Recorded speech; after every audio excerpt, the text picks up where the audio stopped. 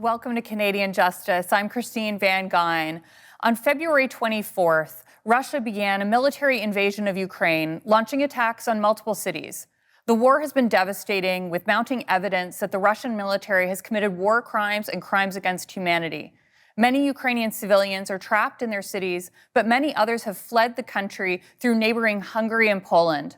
The UN estimates that over 4.3 million Ukrainians have fled the country and more than 6.5 million are displaced within Ukraine. What can Canada do, and what is Canada doing to bring Ukrainian refugees here?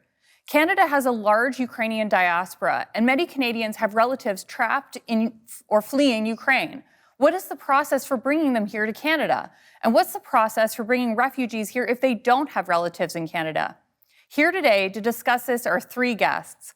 Larissa Waller is a political consultant who's been volunteering organizing assistance for Ukrainian refugees. Andy Semichuk is an immigration lawyer, and Sabine El-Shidiak works for the Institute for Liberal Studies.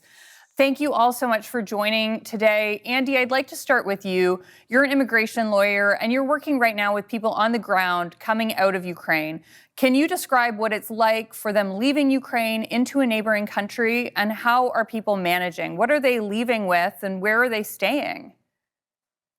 Okay, well, it's chaos, obviously, and the numbers are daunting. To draw an analogy, at the end of World War II, there were some 7 million to 11 million displaced persons that were spread around Europe at the end of the war. We're rising to that occasion, and there hasn't been anything similar since then.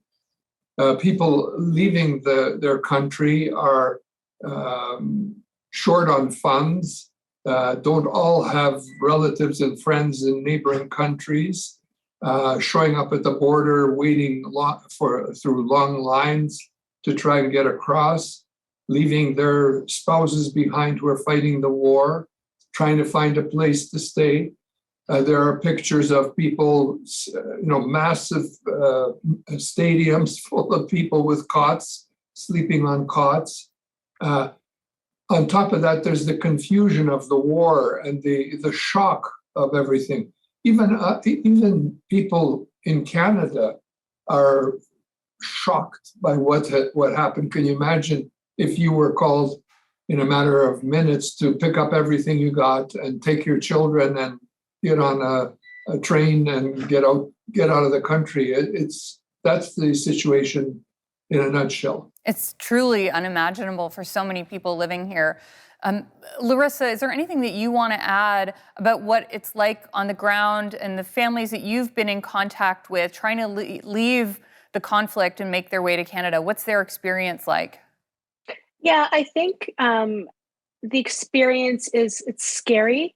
And most of the people leaving are mothers with young children. Most of the older people have decided, a lot of the older people have decided to stay. The men between the ages of, I think, 18 and 60, thereabout, have to stay to serve. A lot of women are also staying, but the women, the people who are leaving are largely women with small children.